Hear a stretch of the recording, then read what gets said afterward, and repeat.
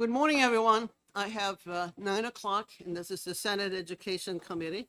If you will all rise, we'll have Senator Lang lead us into Pledge of Allegiance. I pledge allegiance to the flag of the United States of America and to the republic for which it stands, one nation, under God, indivisible, with liberty and justice for all. Thank you. For all of those who's wondering how come I have one eye covered, I woke up on April 1st with double vision. So that's what that is. It's very annoying, but April 1st being April Fool's Day, I thought it would go away, but it didn't. So I'm being worked up for all that, so that's fine. Madam Chair, this is over at 10:30, we're still in session. I need to leave to go introduce the bill. Okay. So let's start with House Bill 1305. And let's see who the prime sponsor is. Actually, 10:15 is the first bill on 1015. Yeah, 1015. And the prime sponsor is Representative Ball. Welcome.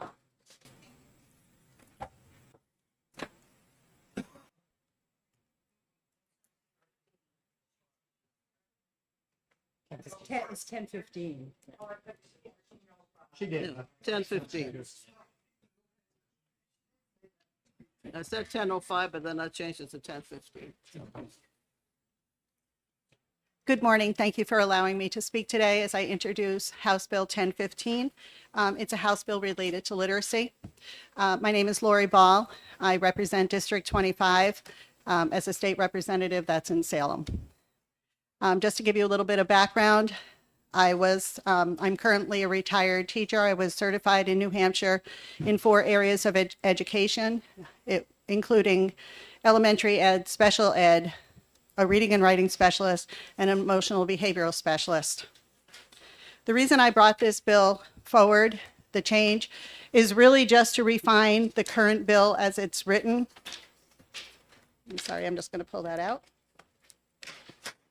You can see I did not make a lot of changes, but what I did do is I refined and tried to put in additional guardrails into the existing law. The reason I did that is because as a special education teacher, I immediately saw that there are components that were missing, and these components are essential to be taught in the general education classroom to assure that children who are being referred to special education have actually been taught skills before they take the assessments to determine if they have a learning disability.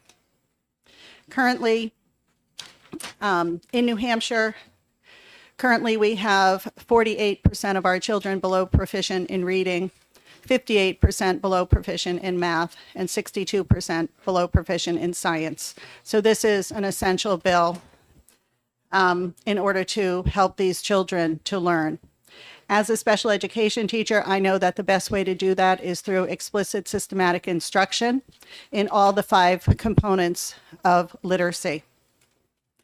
When I look at the currently we have, or as of October 2022, we had 30,000 children in special education. 10,000 of those are identified in specific learning disability. Specific learning disability is our literacy component. It includes math and writing and reading. Some of those children may not be identified as specific learning disability because they identified other health impaired due to ADHD, which also can be, as a result, those behaviors in ADHD can be a result of not being able to read. It's being dyslexic.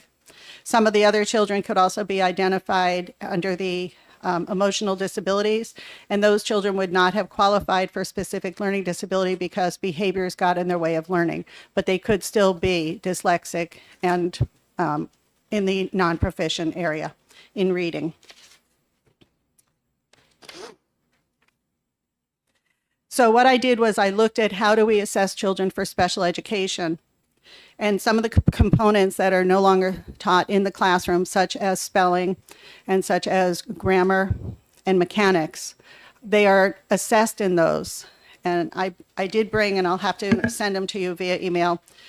We use the Wyatt to assess children, and then we have a deliberation form that goes to all the schools. They all use the same one, and that's where they start looking at all of these components: oral expression, listening comprehension, written expression, basic reading skills, reading fluency skills, reading comprehension, mathematics calculation, and mathematics problem solving. And that is why, when you look, why I changed some of the wording for mathematics to include calculation, including fluency, and mathematic reasoning. This is where I'm getting my information from.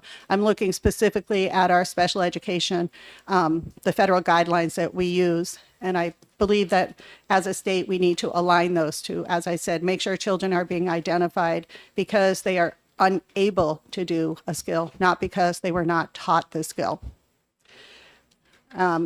We amended this so that we would put a beginning date of July 1st, 2027. But I will say that there are many schools who are already implementing the changes. They're moving from a 3 queuing system that was already deemed to be unacceptable, and not even unacceptable, it's just, it doesn't work. And we know that now. Those of us in special education have known that since it was implemented. And we've been working to try and get back to the basics, back to phonics, back to the basics of education of reading, writing, and arithmetic. But we were when I presented this in the education committee with the House, we were told that it would be difficult. The schools are going to need at least 3 years to get this implemented because they need a year just to budget it, and they're already budgeted, so that's going to push it out for the 2 years. They need to have time to pilot the program so their teachers can give them feedback as to which program they want to use and what's going to work best for their district and their students. And then they need time to actually implement it and train teachers.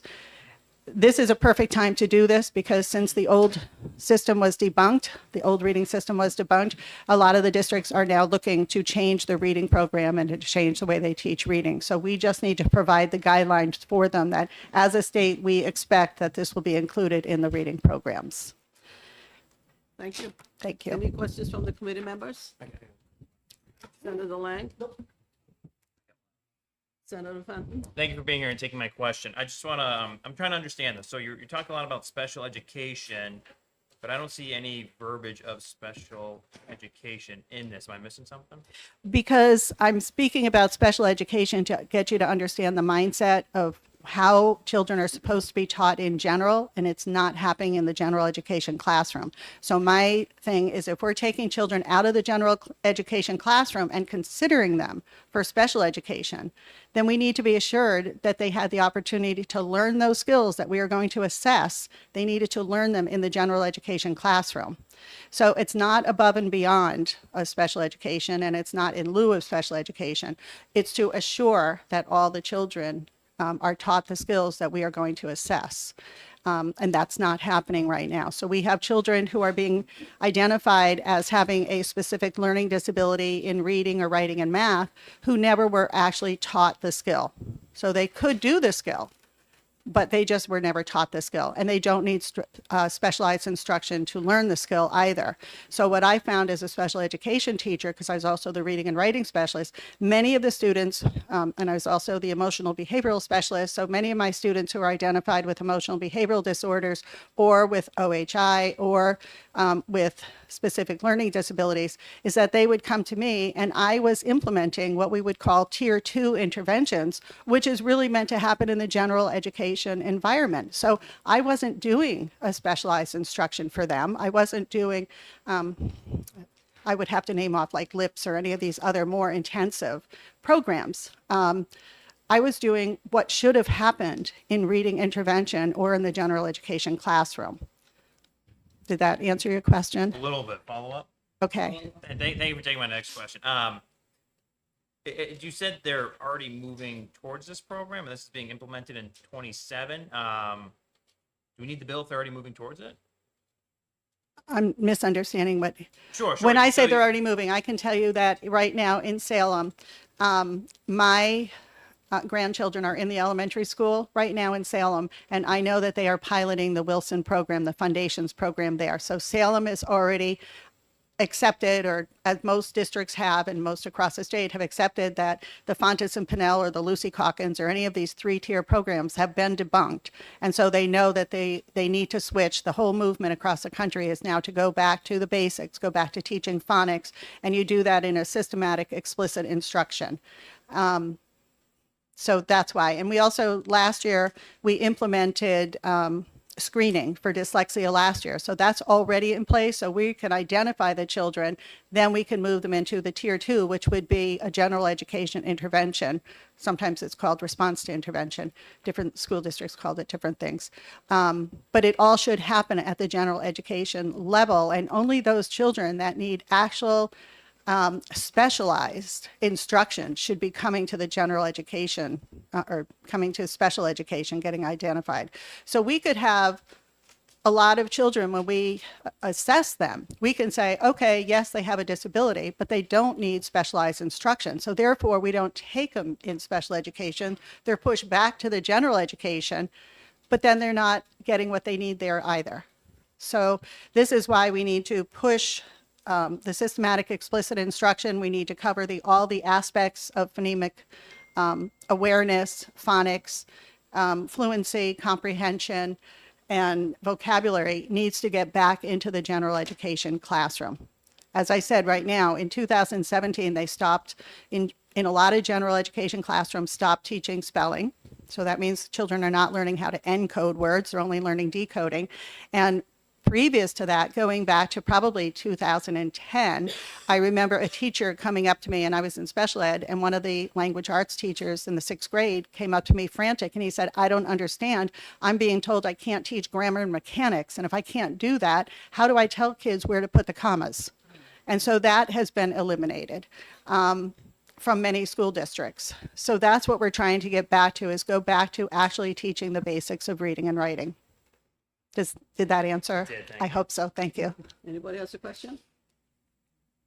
Did you have a question? Thank you very much. Thank you. I appreciate your consideration. Representative Cascadon?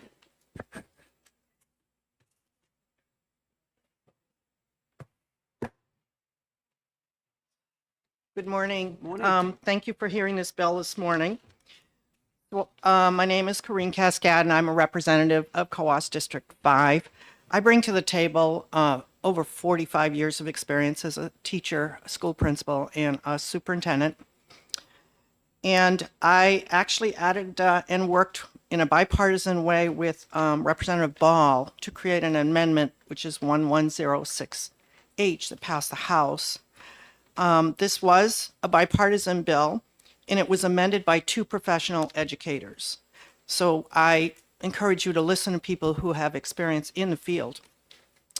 Excellent literacy instruction builds a strong foundation for learning. It's our collective responsibility to advocate for, to ensure, and to protect these rights for every child everywhere.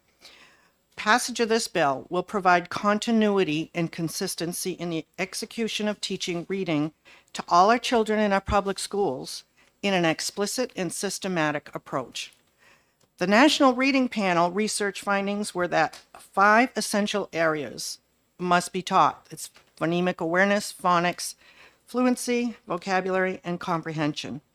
When these findings were disseminated to the New Hampshire school districts, many engaged in implementing those strategies, updating programs, added instruction, professional development, and interventions in these 5 essential areas. This dates back to 2005.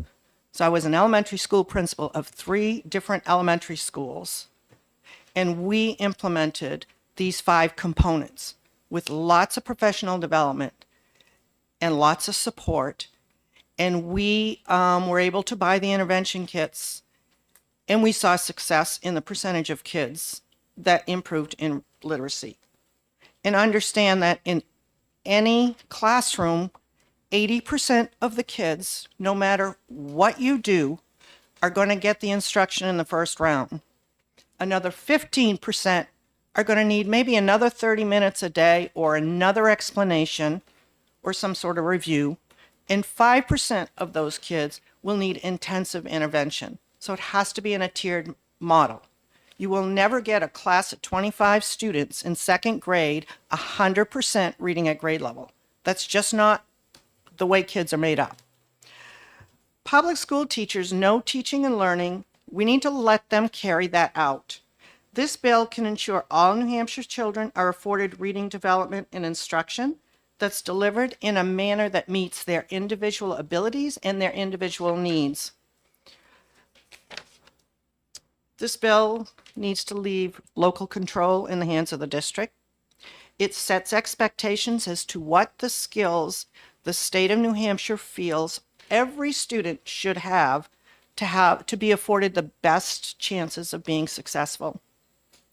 Ultimately, this legislative body should prioritize equitable literacy of instruction by setting policy for the benefit and enhancement of all New Hampshire school students. And on behalf of what's best for kids, please consider passing this bill.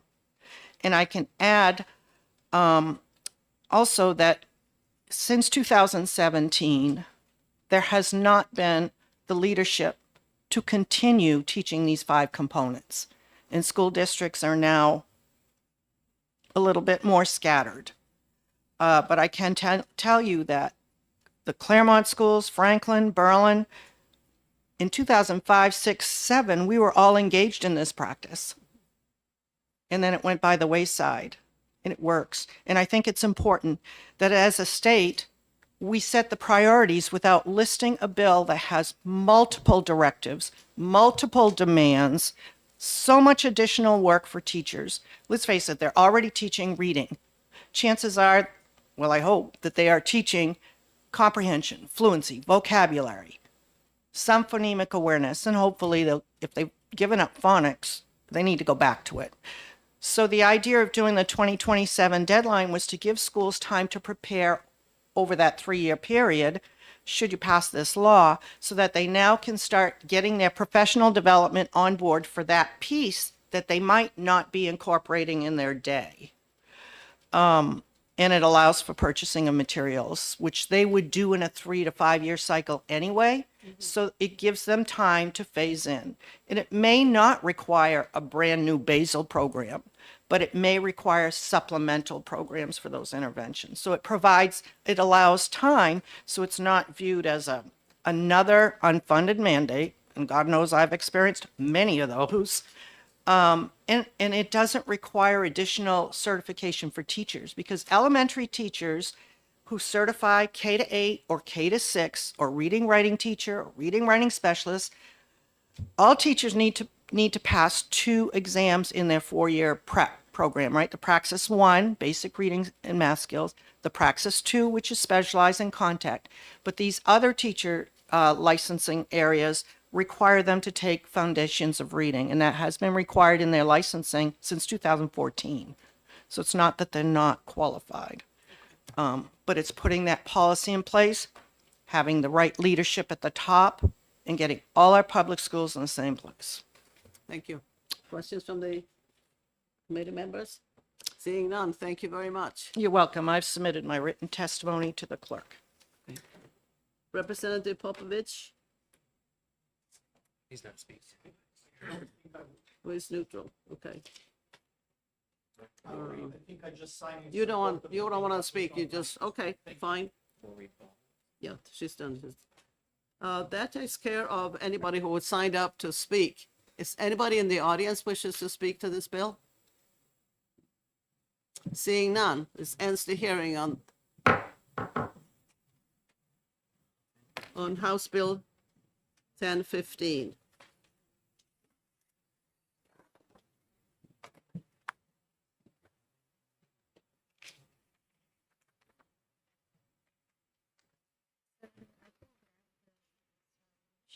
So what? I can grab this. You can take both of them. Oh.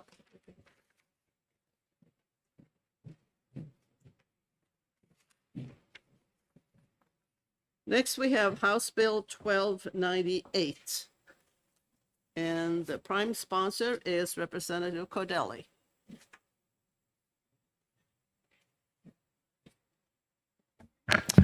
Thank you, Chair Ward and committee members. Pleasure to be back before Senate Education. For the record, Glenn Cordelli representing Tufton Borough, Wolfboro, and Ossipee in the beautiful Lakes region. HB 1298 is a pretty straightforward bill. We've had a lot of talk and even a committee to look at the issue of teacher shortages. And this is really in a response to that. It allows school districts to hire part-time teachers. This could be possibly to teach a civics course or to teach a world language course. And there are several criteria related to these part-time teachers. One, it defines part-time as 20 hours a week or less. The person would have to have a bachelor's degree or higher in a specific content area that they were to teach in. And thirdly, they would have to have occupational experience in that content area. A teacher's certificate would not be required. We want to get people into the classroom to teach these classes where there is a shortage. And this is a quick and simple way to do it, we believe. There are criteria, standard criteria, such as a background check. Someone who had been certified and had their license revoked would not be eligible either. This is being done in many states around the country. And so I think that it's a proven means to address the teacher shortages that we have in this country. And I'll just mention that House Education passed this unanimous, and it was on the House consent calendar. So with that, I thank you very much for your time. Thank you. Questions by any committee members? Senator General? Thank you, Madam Chair. Thank you for taking my question or comment. It says too in the bill that these teachers, if you will, would be subject to the Code of Ethics and Code of Conduct for New Hampshire educators. That's correct. Yes. Okay. Yes. Good. We just wanted to make sure that they were covered, and they had to abide by the conduct that other teachers do. Good, thank you. Any other questions? Senator Lang? So what about I don't know how to word this without getting somebody angry at me, but things like home ec or some of those other classes that are relative, not necessarily a math, English, science, reading, and the bachelor requirement. Right? Art is another great example, right? So I could see a local artist being a great teacher for a school who needs a part-time teacher, but doesn't necessarily have a bachelor's degree in art. Right. We were thinking more in maybe some of the content subject areas rather than the specialties like art or something. But this is pretty standard language from legislation that's been implemented around the country, the requirement of a degree. But it's the Senate's bill. Thank you. Any okay? You have- I think that takes care of the committee. Thank you. very much. Corinne Pescata?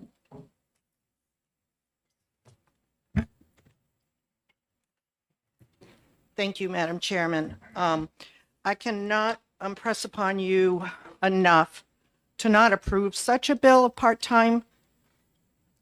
I want to say teachers, but if they're not certified, they're not real teachers.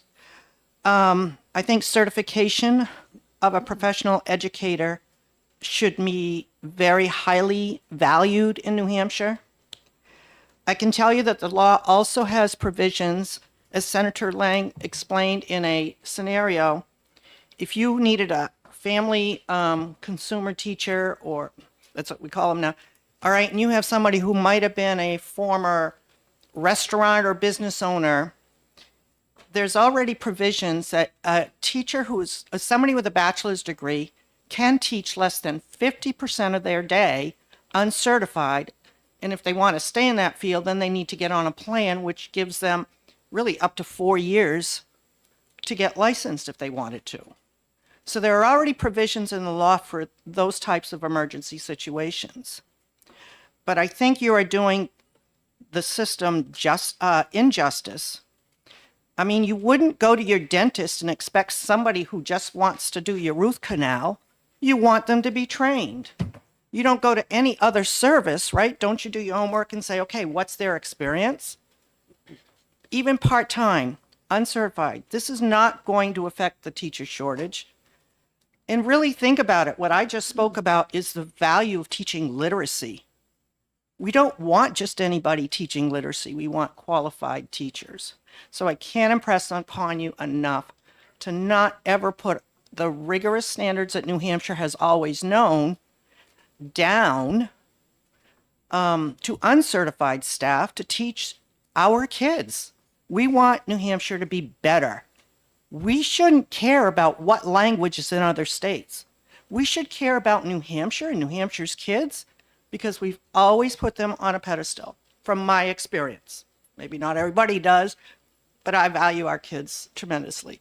And I just urge you not to vote for that. Thank you. Any Thank you. comment, questions, Senator Lang? Just one question. So again, hiring is done by a local school board. Yes, it right? is. So they pick the quality of the candidate Yes, they do. based on what they do. Why not giving them flexibility like this that allows them to maybe evaluate somebody? They may evaluate somebody and say no, but they also could evaluate somebody and say, yes, that would meet this criteria. Why would we not want to give them that flexibility if it helps their school district? They already have it. Under They're- this bill? No, you don't need this bill. You do not need this bill. That school board has flexibility. Okay. Okay. Thank you. Thank you. Do you have any questions? Not yet. Not yet. Okay. It's Thank you very, percolating. thank you very much. Representative Ladd.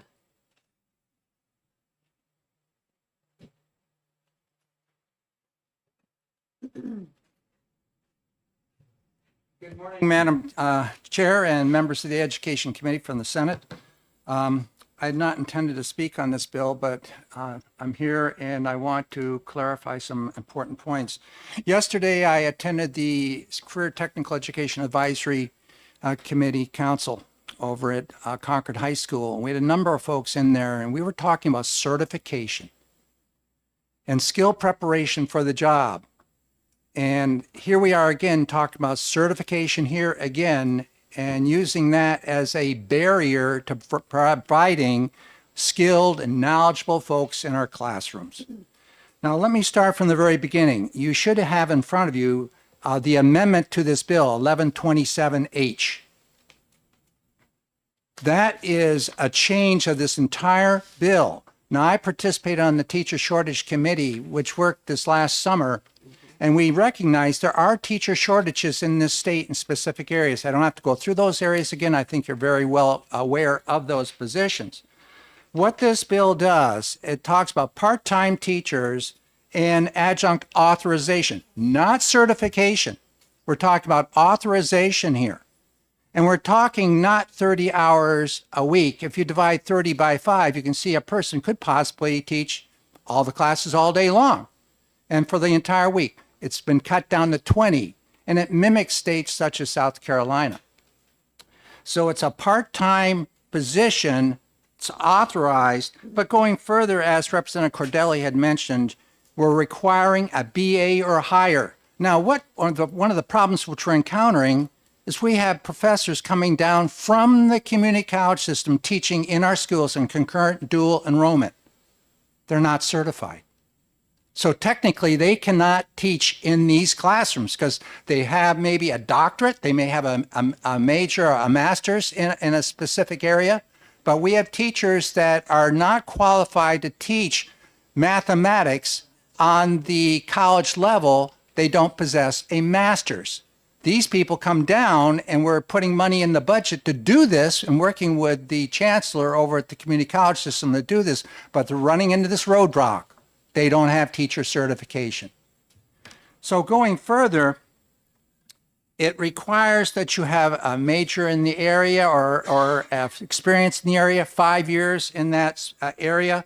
And it also requires that in the area, if there's a praxis examination or a test of a sort, they're required to pass and take that test. Same thing as a teacher that's going to be certified in the teaching of home ec or art or mathematics or language arts. Criminal background check is required. And to say that this provides that opportunity, that it goes beyond what I think Representative Cascadin was talking about. I was also a school principal for 30 years, a distinguished national principal. And if this bill came forward to me, I'd be very pleased because I'd be able to put people in these teacher shortage areas. And I come from an area in this state where we do have teacher shortage issues, dealing with rural and underserved areas, which we have a bill in front of us right now, SB 217, which we're looking at kindly. And so I would suggest that you really consider this and pass it. It's not replacing the alternative routes which we have. Anything earned under this authorization does not hold and go forward for qualifying a person to go for standard certification. It cannot be used. They have to take the alternative route, which we already have in place. However, this does provide us the opportunity to fill those holes in school districts where we need to get somebody right off, and we know we have a very talented person that can muster and pass all the criteria in this bill. I think it's a great bill, and we need to be going forward with it as other states in this country have done with a bipartisan support. Thank you. Thank you. Questions from the committee members? Seeing none, thank you very much. Thank you. You said about an amendment. I don't see an amendment here. It's but- 1127H. You have it, the bill as introduced. Okay. And Oh, I see the whole thing. Okay. if you fine. should have the whole packet there. Thank you very much. Thank you. Yep. Aubrey Friedman.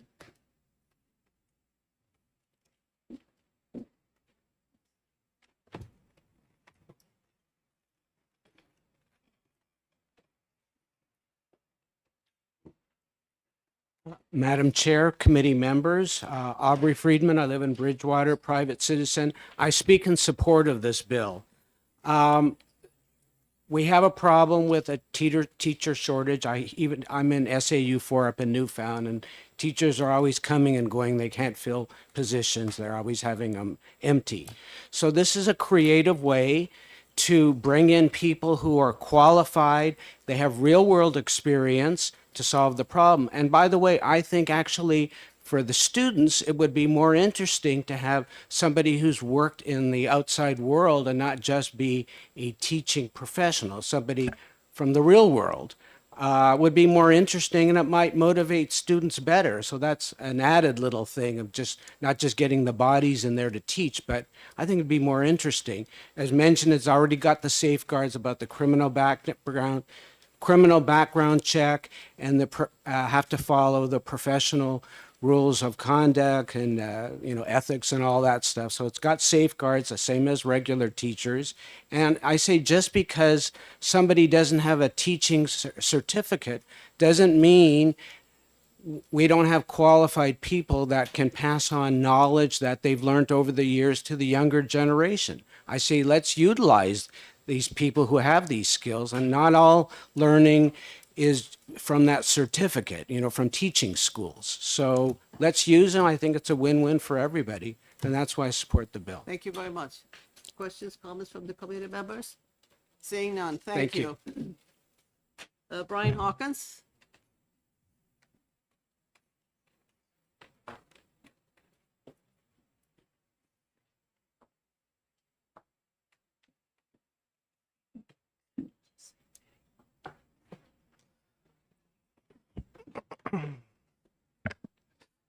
Good morning, Madam Chair, members of the committee. For the record, Brian Hawkins. I'll try not to cover what's been stated so far.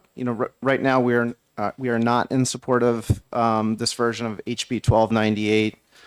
We very much appreciate the work that the House Education Committee did to put in some content knowledge standards, but we still feel that this doesn't help address the critical shortage areas that our schools face. Adding the degree, testing, career experience improves the likelihood of content knowledge, but we feel like it's still lacking that important pedagogical knowledge, assessment, feedback that is so important and part of the certification process that Representative Cascadin, I believe, was referring to, and I think there will be other educators who firsthand can speak to that as well. I would add, I know when we had the Senate bill, there was some testimony submitted by the special education administrators with concern around federal requirements for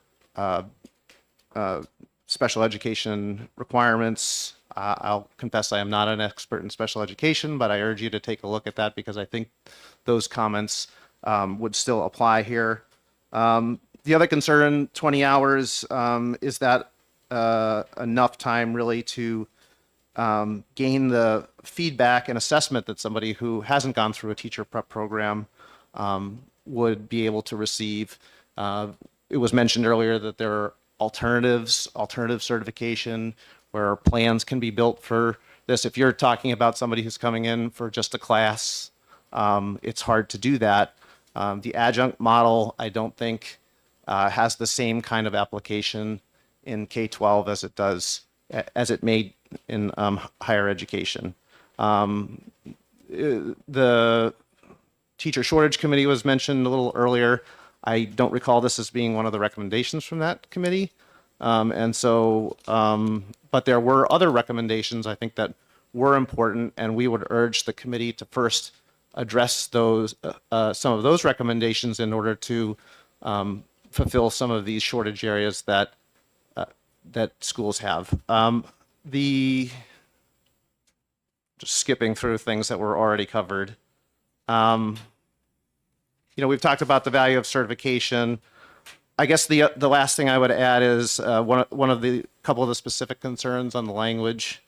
It says that the local school district shall seek a criminal history record check clearance authorization from the Department of Education, as outlined in 189.13a, prior to receiving a final offer of employment. One question we would have is, does this mean that the school district is relieved from doing its own check? One. Secondly, and I only had the introduced bill, so I apologize, but I believe it's in paragraph 3, talks about renewal. Unlike some of the other licenses, like an emergency authorization, you could, at least as I read the bill, you could continue to renew this adjunct authorization without necessarily having that kind of plan that, say, like a site-based or some of our current alternatives would have. And then lastly, and I think I've been to all 3 of the hearings we've had so far on part-time teacher bills, but I'm not sure how the code of conduct is to be enforced in the language here. What sort of action can the department take on someone's certification if they don't have one? And so it says that the language obviously can see that it says that the part-time adjunct would need to abide by the code of conduct, but as we know, and as the department has indicated before, it's important for them to be able to take an action on that license. And I think that's particularly important when you're talking about somebody who's part-time or adjunct, because if someone's interested in doing that, they probably more likely that they're interested in teaching in multiple school districts. And so, so I think it's important that that is articulated for this committee before you take action on the bill. I haven't heard how the mechanics of that would work yet. So I'll close my testimony there, and thank you very much for your time, and happy to take any questions if I Thank you. can. Any questions or comments?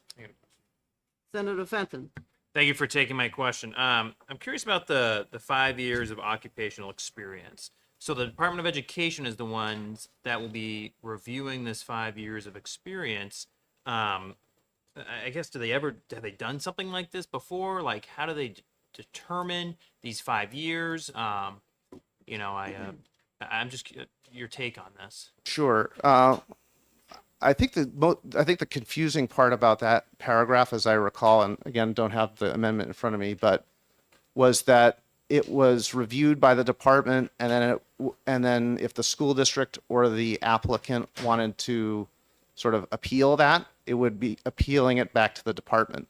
And so it almost reads as if you're the same entity who's making the determination is also determining the appeal on that qualification. With respect to 5 years, I believe, and some others might have some greater firsthand knowledge of this, but there are elements of that in other areas of content certification. But I'm probably not the best person to go through the rules on that. And just one more question. We talked about content certification and how teachers, when they do renewals, have to be content certified. So does this individual not have any sort of renewal process except reapplying? I think it's silent on that. So that is a concern. They do refer to taking tests. Unclear whether that's specific to, as was referred to earlier, the Praxis subject tests.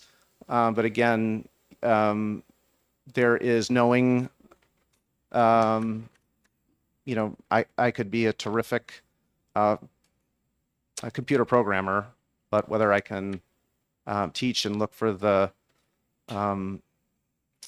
challenges that students are going to face in learning that skill, I think is a different story.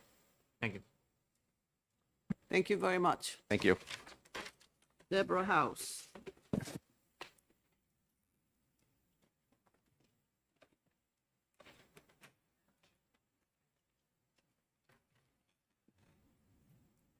If there's something that nobody else has mentioned, we'd like to hear that. Okay, well, I will give it the best try. Try not to go over too much of the same stuff. Good morning. My name is Deborah Howes. I'm president of the American Federation of Teachers New Hampshire, and I'm here on behalf of our 3,700 members across the state and all the students we teach every day to oppose House Bill 1298. We think that allowing hiring of part-time uncertified educators as a solution to the teacher shortage is the wrong way to go because it shortchanges our students. Teaching is about a lot more than just knowing your content area, although we do appreciate that the House bill did strengthen the content area knowledge. We think that does not go far enough. In order to teach and be successful at, you need to know how to devise engaging lessons and learning activities for students. You need to know how to motivate them. You need to know how to get and hold their attention. You need to know how to engage different learning methods. You need to know how to assess their learning to see whether they are taking in what you have been teaching or devising learning activities for, and when to reteach and how to reteach. So you need to know if what you have been presenting or engaging them in is reaching the mark, and when to pivot and try a different tack and start over again, because obviously maybe you missed entirely and that lesson failed and you have to start over.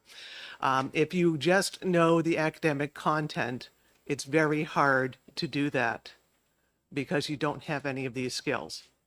So someone who is a brilliant mathematician doesn't have that toolbox of tricks at their disposal. So it's very hard for them to reach into that toolbox and reach the kids and do the teaching part of teaching, even if they're only working 20 hours a week or less than 20 hours a week. So that is our main objection to this bill. And I will follow that up with a story from my own days in high school, which is admittedly quite a while ago. But we had our geometry teacher out on a planned leave, medical leave for a week because he was having surgery. They hired a substitute who was a retired engineer from a defense contractor. He knew his math. He was a content area expert. So someone who could be hired as a part-time teacher under this bill. He didn't know how to communicate the subject he knew so well to high school students. We did not understand the ideas that he was trying to get across. And he didn't understand how to break it down to smaller parts, how to explain anything in any different way. The only thing he could do was to say it over again, slower, and louder and underline the diagram on the board with more and more arrows and underlining. We were all very frustrated. The whole class was, we did not learn much in that week. Now imagine this is your teacher for geometry for the whole year. How many kids are we going to lose? How much education are they going to lose if we have hired part-time uncertified teachers who don't have the teaching part of the toolkit that they require? We're doing our students a disservice if we pass this bill. And that's all I have to say. Senator Gendro. Yep.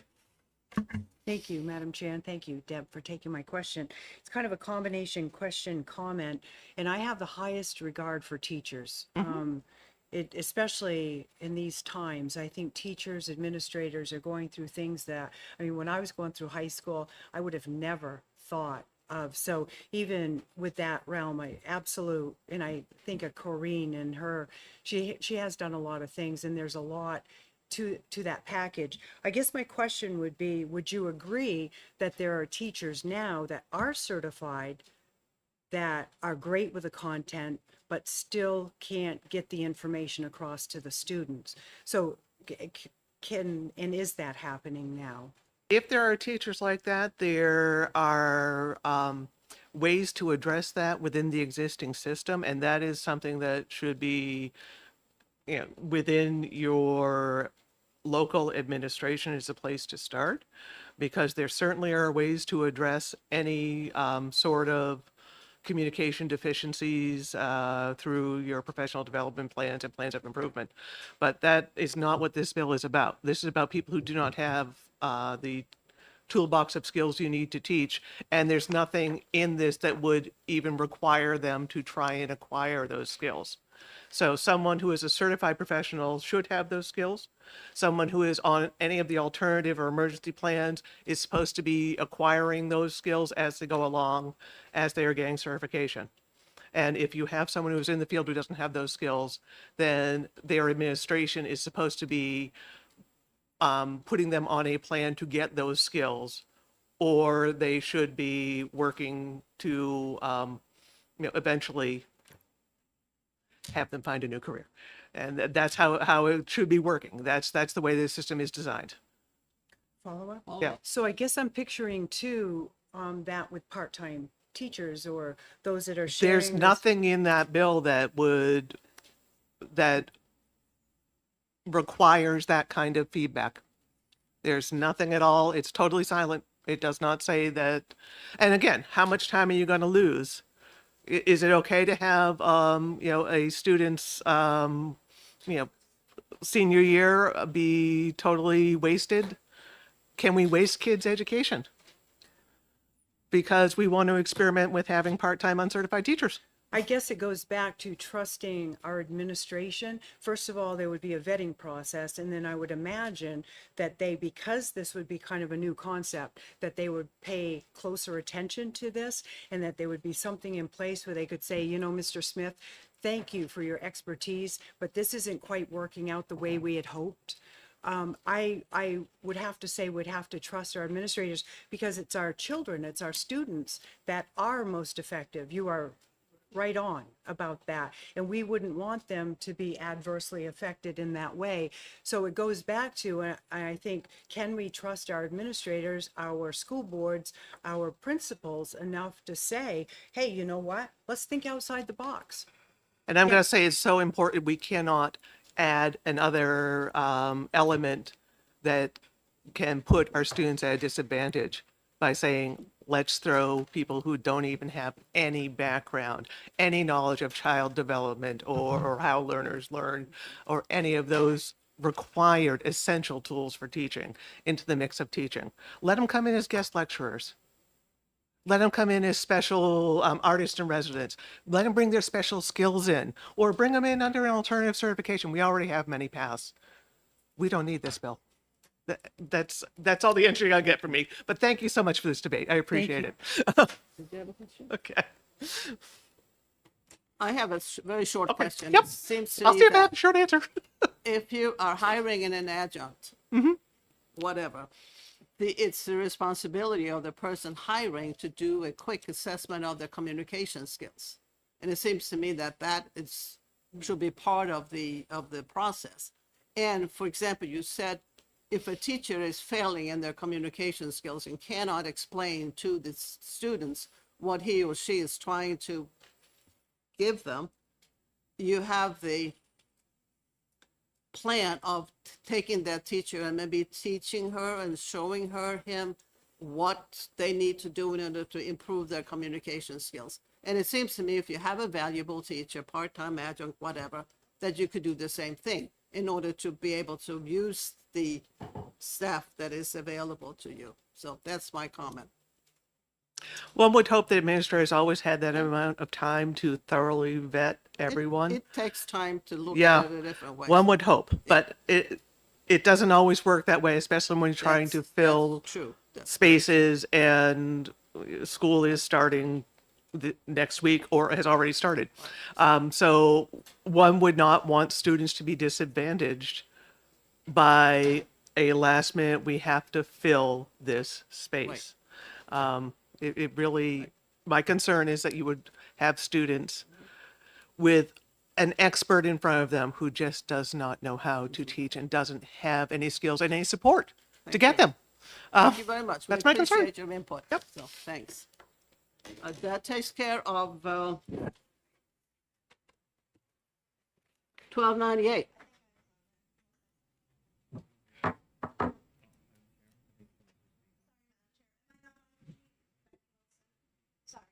Yes.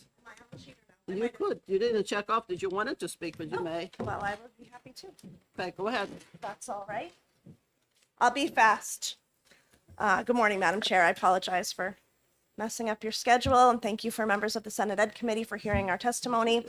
Becky Wilson from the New Hampshire School Boards Association. I will not repeat a lot of the points that have already been said by people who have been here before us. We do appreciate the changes that were made from the original text of this bill. However, we are still opposed to the bill. While we think that the catalyst for the bill might have originated from a desire to try to provide additional hiring options for local districts who are struggling to find staff, this bill does not open any additional doors to local school boards or local districts to hire staff that don't already exist. This bill does not add any options. The only thing that it does add is the motivation for a person who never wants to become certified to be able to teach as long as they want in a local public school without ever having the incentive of having to become licensed. We're not sure why a person would want to do that per se. People already can teach. We can hire, local school boards can hire staff who are unlicensed, and they can be employed up to 5 years before they ever have the expectation of being certified or licensed. 2 years under an emergency cert, 3 years under an alternative plan. If you don't know after 5 years that maybe you want to continue to teach and you should become licensed, I'm not sure what the motivation would be to not pursue that. We do have a resolution that our members have affirmed at our delegate assembly that does support legislation to streamline recruiting, credentialing, and hiring of certified and licensed teachers from other states. We do not have reciprocity in New Hampshire. That would certainly open a door, some sort of reciprocal agreement with other states for teacher licensing, but this bill actually does the opposite of that and elevates the hiring of people who never have any intention of becoming licensed for the rest of time. We do have a question about where these people would fall under a collective bargaining agreement. If you're not licensed and there's no expectation of you having certain credentialing, I don't know where they fall in that or how they would be compensated financially for their teaching position.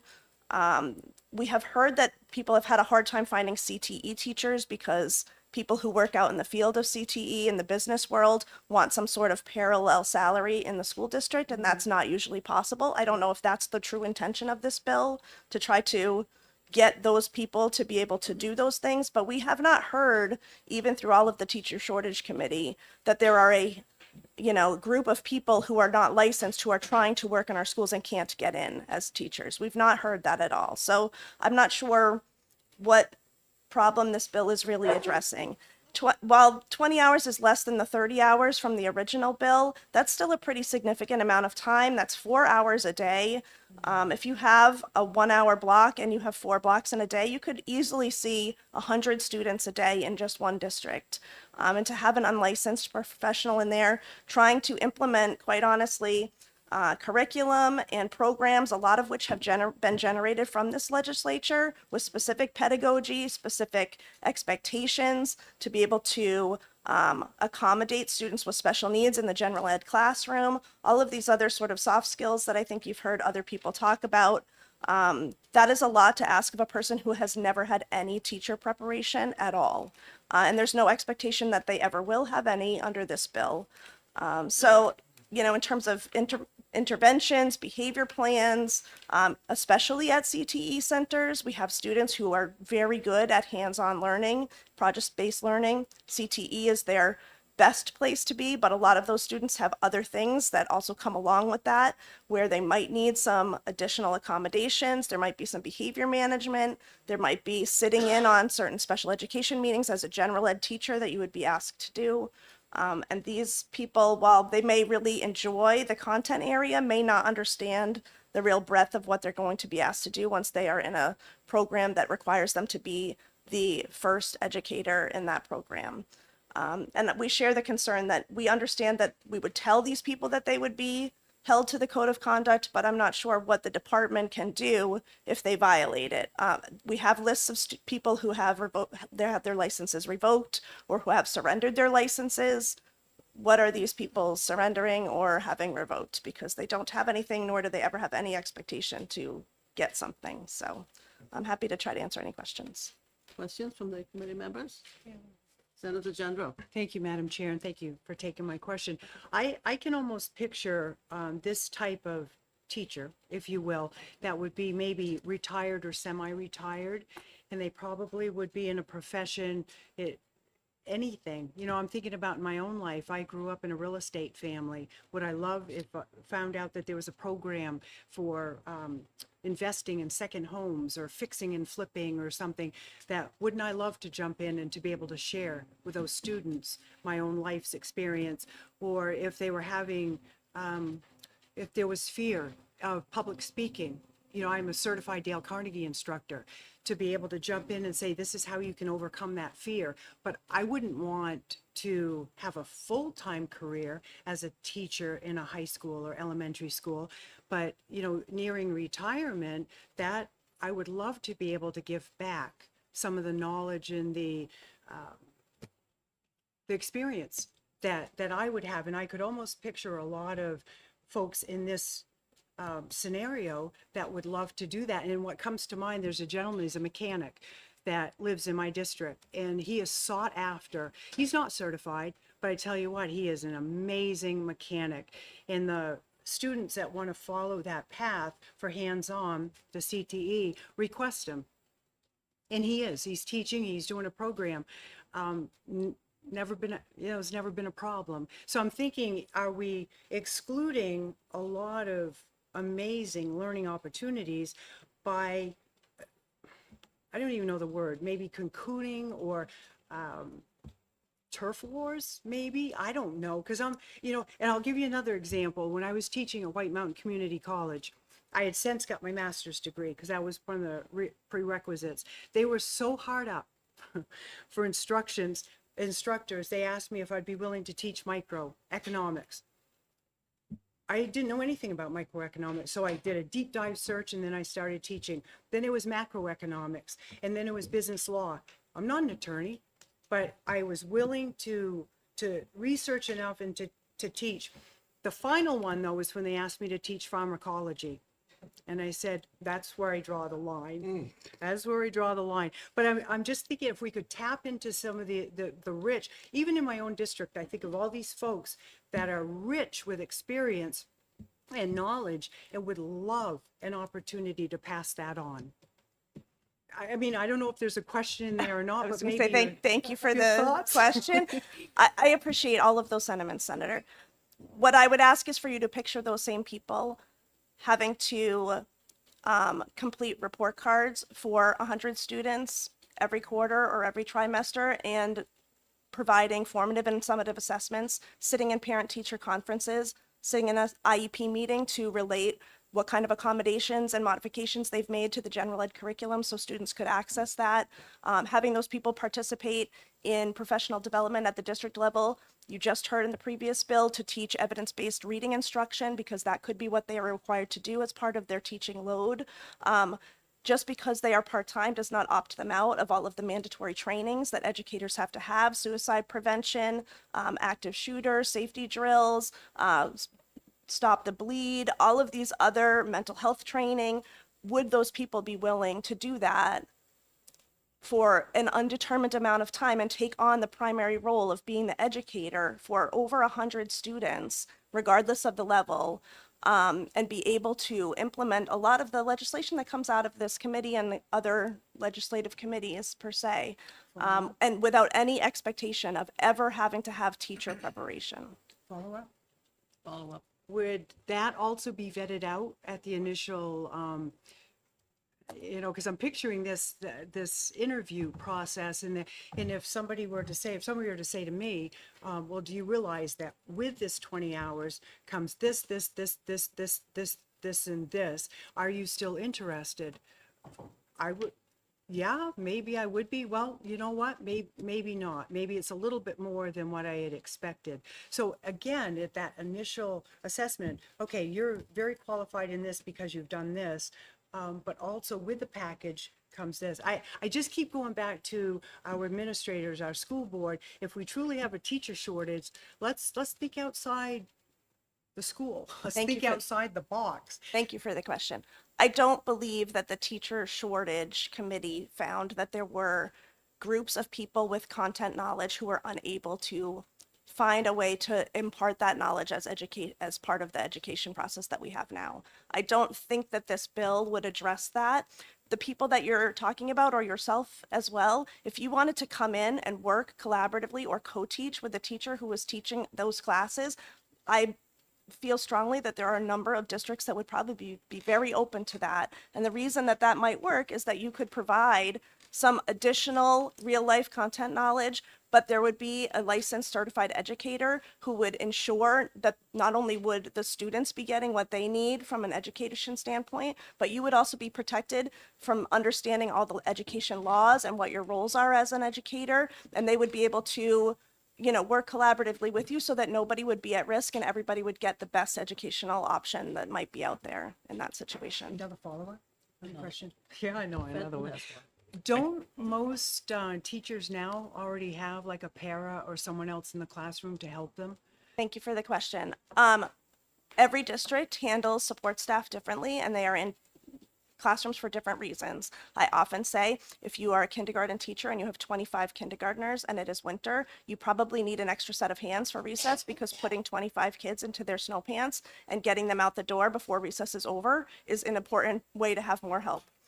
There are also students who require paraprofessional support for individual reasons as part of their individual education program.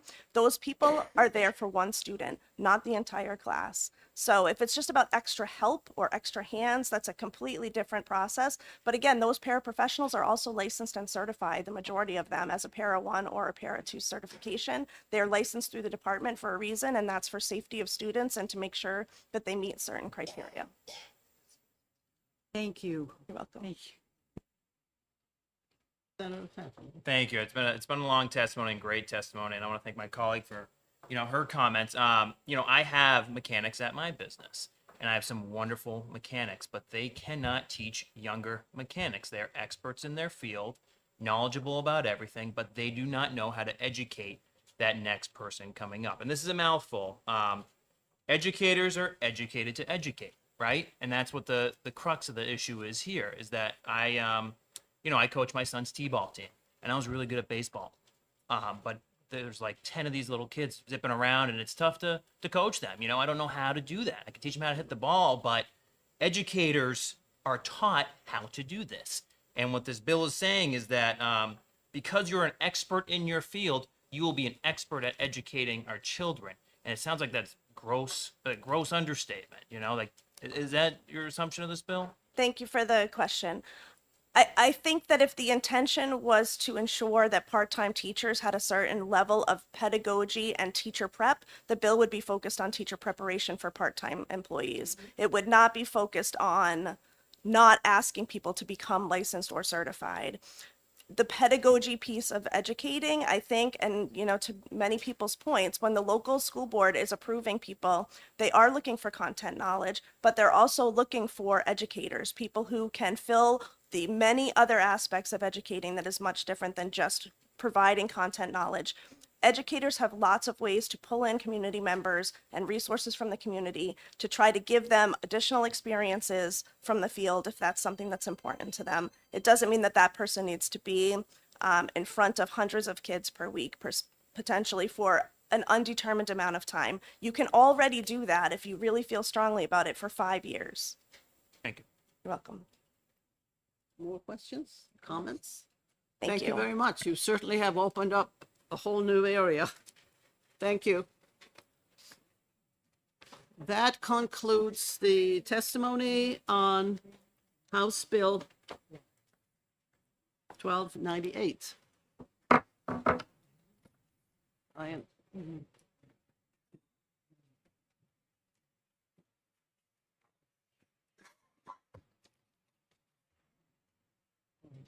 The next is House Bill 1382. And Representative Roy is the prime sponsor. Is Representative Roy here?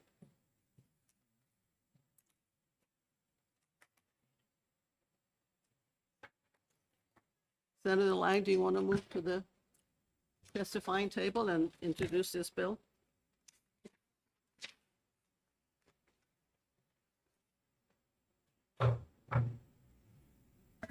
Thank you, Madam Chair. Senator Tim Lang, District 2, and I introduce House Bill 1382, granting witness fee reimbursement to unrepresented parents in the armed services who prevail in a special education hearing.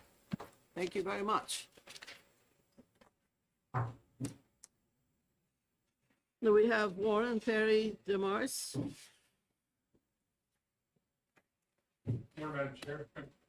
Good morning, Madam Chair, members of the committee. For the record, my name is Warren Perry. I'm the Deputy Adjutant General for New Hampshire's Department of Military Affairs and Veteran Services. In that role, we service all of the veteran support that the state provides to our veteran population. We work very closely with the Defense State Liaison Office, who is really asking for this bill and asked Representative Roy to sponsor the bill. What I would tell you is the department wholeheartedly supports the bill. It just makes it easier for military families that move, they're constantly in transition, moving around, to be able to continue to get the services that they want to get. And specifically, this bill addresses military families who have students that require IEPs. So it just helps make sure that IEP is transferred and that the military family does not incur additional burdens with the transfer of that, and ensures the continuity of the educational experience for the children. So, and I'll try to be brief in my comments and brief in my answers. So I'm happy to answer any questions you might have. Thank you. I would just add that the bill passed out of the Education Committee in the House 20-0 and was passed on a voice vote on the floor. So That's good news. it's great news. Any questions from committee members? Seeing none, thank you very you. much.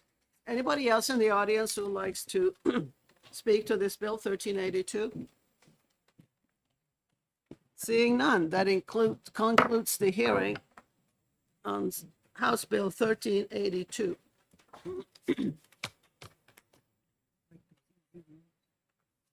Next, we have House Bill 1305. Is Representative Popovich Mulder here?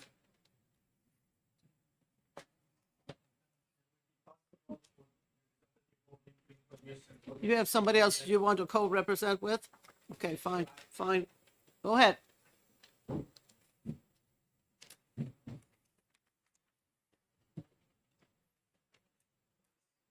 Madam Chair, members of the committee, my name is Bob Lynn. I'm a representative from Wyndham, Rockingham, District 17, and I appear here as a co-sponsor and in support of House Bill 1305.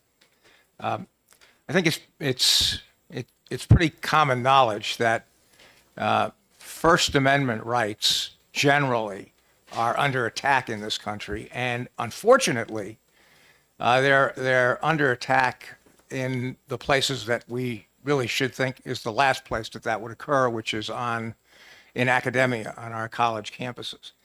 This bill is designed to assuage that problem, and it does so in a couple of ways. It's designed.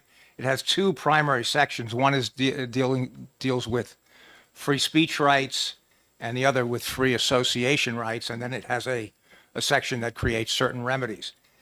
Essentially, the bill is pretty straightforward. It says that free speech rights are very important and are to be protected on our public institutions of higher education. So that, for example, one of the things that the bill says particularly is that state colleges and universities can't create so-called free speech zones where there's some generally small area where free speech is allowed, but everywhere else it's not allowed. This basically says that the public areas of campuses are areas where free speech is allowed. Yes, the colleges can regulate it by imposing reasonable time, place, and manner restrictions as the First Amendment allows, but there has to be particularized reasons for doing that, and those restrictions have to be both content and viewpoint neutral. The bill also contains provisions that prevent what's called the heckler's veto, so that a university system can't say, we're not going to allow this particular person to come on campus and speak, because if we do, there'll be a lot of people that'll protest, and therefore we can't have that, and so the person is disinvited. With regard to the freedom of association, the bill specifically says that religious or political or ideological organizations can't be discriminated against. They need to be treated like any other organization on campus, and there can't be, for example, just as to give an example, if the UNH wants to have the Democratic Club on campus, the school can't say, well, you have the Democratic Club has to be open to everyone, including all the Republicans, because obviously, if they could do that, that would pretty much effectively end the Democratic Club, and the same thing would be true for the Republican Club or the Liberal Club, the Conservative Club, whatever. It's that kind of thing that this is designed to prevent. The bill has a remedies provision which allows a person that's been aggrieved by a violation to seek injunctive relief. There's also a provision for damages, although damages are capped at $20,000.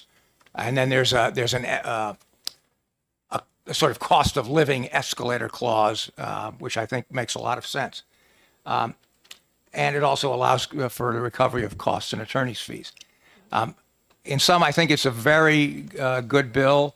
Representative Popovici-Muller, who's the prime sponsor, I think did a really excellent job of trying to get as much buy-in from as many different groups as possible. Now, I'm sure that he hasn't been 100% successful in that regard, but it's not for a lack of trying.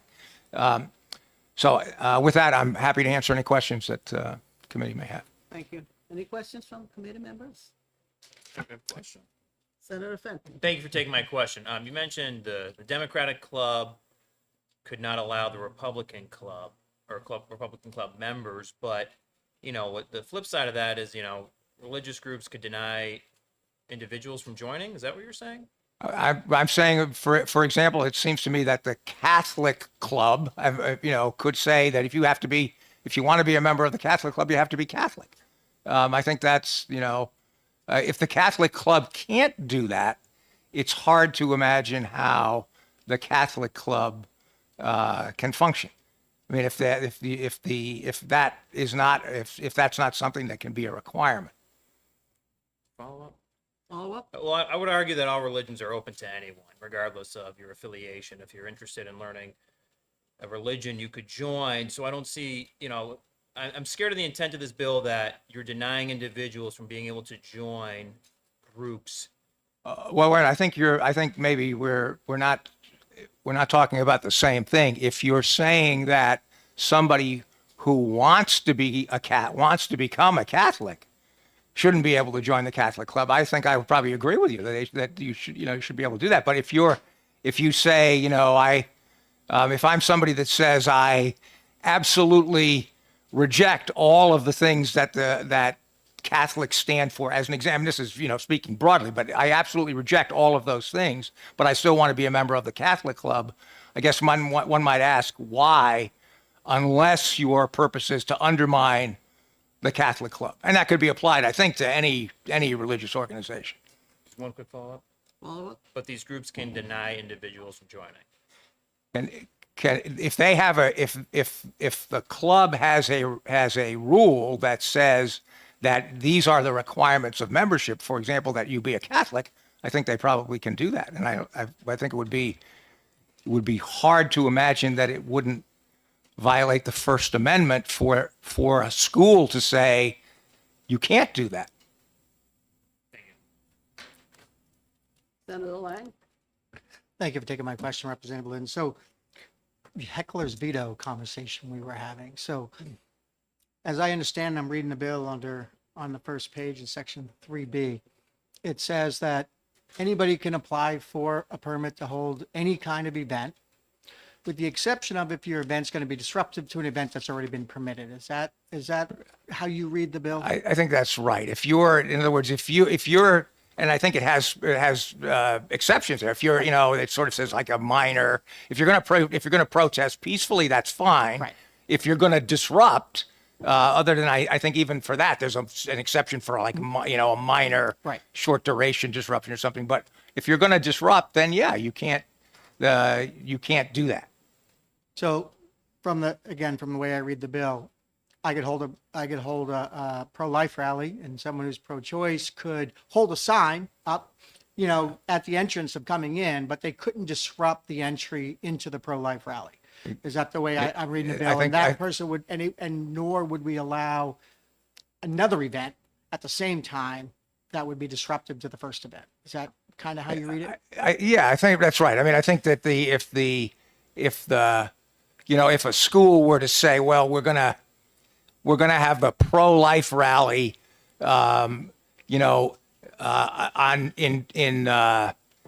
in Assembly Room A, but Assembly Room B, which is right next door, and they're both going to have very large crowds. We're going to allow that at the same time. Maybe that's and one is going to be disruptive of the other. Maybe that's a problem. I think the school would have the ability to use some reasonable time, place, and manner restrictions to ensure that didn't happen. Great, thank you. All set? Thank you very much. Thank you. We have Lance Kinzer.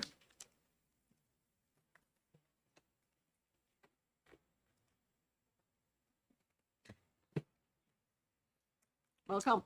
Thank you so much. My name is Lance Kinzer. I'm here on behalf of First Amendment Partnership, where we have the privilege of working with some of the nation's largest faith communities on issues of common concern. And to the extent that I have any expertise, it really is on the association portion of the bill. And so I'll be speaking primarily to that. I did bring some information that I'll leave for members if you would like it. It includes a bit more legal background that I'll have time to share with the committee today, as well as a couple of examples where this student association issue has actually created some conflicts, some issues on campuses in New Hampshire. One, a letter from Christian Legal Society about their club at the law school here, another from a group called First Liberty that was representing a student organization at the University of New Hampshire. Both of those instances, in some ways, are good news stories because ultimately they were able to work through the issues, become recognized. But in both instances, it took retaining legal counsel in order to do that. And really, what I want to stress is that I think the reason that 18 states have now passed legislation clarifying the rights of student organizations to have leadership standards and membership standards is really about conflict avoidance. For a very long time, it was quite clear, based upon case law going all the way back to the Vietnam era, really, that number one, that universities cannot discriminate against student groups based upon viewpoint. One of the things that I would stress about this bill is that it's viewpoint neutral. And it's interesting, if we look at some of the recent litigation that's been won by student groups, oftentimes it has been by religious groups that might be viewed as more conservative. But the case law that they're relying upon to win those cases is actually case law that was developed in cases where you had, say, anti-war protesting groups that were being excluded from campus. So the Students for a Democratic Society, there's a case involving them back in the early 70s, Healy v. James. And in that case, the Supreme Court was clear that student groups can't be denied recognition by a public university merely because of their viewpoint. That belief-based student organizations must be provided access to similar benefits, to really the same benefits and facilities as other groups, was determined by the U.S. Supreme Court in a case called Widmar v. Vincent in 1981. And then that student activity fees can't be withheld from a group merely because they promote or manifest a particular belief system, was determined by the U.S. Supreme Court in Rosenberger v. University of Virginia. And that case law was clear, and candidly, while there was some conflict on campus, there wasn't a lot. I think the reason you've seen 18 states act in this area since 2010 is a case called Christian Legal Society v. Martinez. In that case, a 5-4 U.S. Supreme Court said that if a university chooses to adopt an all-comers policy, a policy that says literally no student group can have any qualification with respect to who leads that student group, then that is constitutional. There were 4 justices who felt it wasn't, that it violated that long line of precedent I've just been talking about.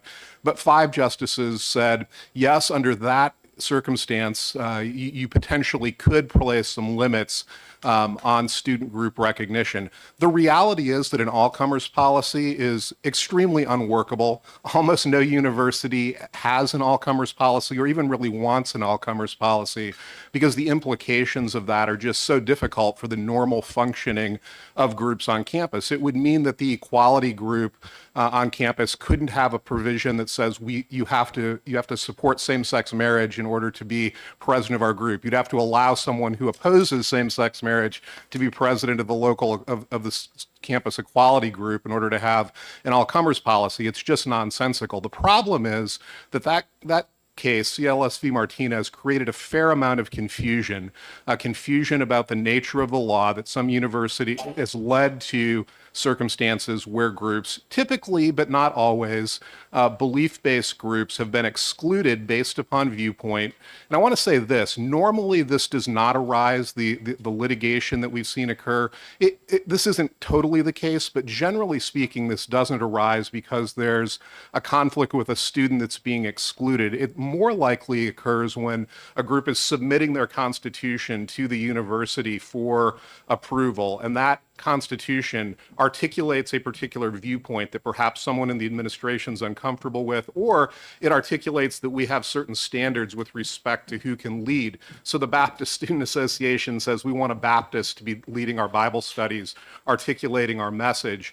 And my point with respect to all of this is that where universities become confused on what the law is here or attempt to act in a way that discriminates based upon viewpoint, typically they will lose this litigation, even in the post-CLS v. Martinez context. The University of Iowa is kind of the poster child for this. They had 2 cases go up to the 8th Circuit Court of Appeals within the last couple of years. Ultimately, the taxpayers of Iowa wound up being on the hook for almost $2 million in a judgment there. Clear language that simply says student groups are not going to be treated differently based upon their viewpoint, and groups have the ability to maintain standards that say someone who is going to determine what our policy is, say a voting member or someone who is going to articulate our message, a leader, needs to share the group's beliefs. I will say this, and I'll close because I've probably gone on longer than I should have, but I'll close by saying the excellent question from the senator about excluding every group that we work with, candidly, every faith-based group that I'm aware of has absolutely no issue with anyone who wants to come and attend, participate, be a part of the group in that sense. But those who are actually setting policy for the group, and especially in the religious context, those who are called upon to articulate the group's message, it's important to the integrity of those groups, to the purpose of those groups, to be able to simply say, as the bill would clarify, those who are going to set policy, those who are going to articulate our message need to share the group's mission and purpose. And the solution with respect to circumstances where a group exists that certain students on campus don't agree with is not to create a possibility of that group being subject to a hostile takeover. Rather, the solution is vigorous protection so that groups can form, so that you can have a plurality of groups communicating with one another, offering different viewpoints on campus. It's consistent with pluralism. That's really what this bill protects. And I think I'll just close by saying I think the best thing about this bill, the association portion, is that it's conflict reducing. It limits the likelihood that groups are going to end up having to engage in litigation against their own universities in order to vindicate pretty clear First Amendment rights, and that's good for everybody from our perspective. So I appreciate the committee's time and happy to answer questions if there are any. Question? Question? We have no questions? Oh, Thank you very much. Wow, thank you. I'll just leave these with staff in case anybody wants Okay, to great. look at this material. Tyler Howard?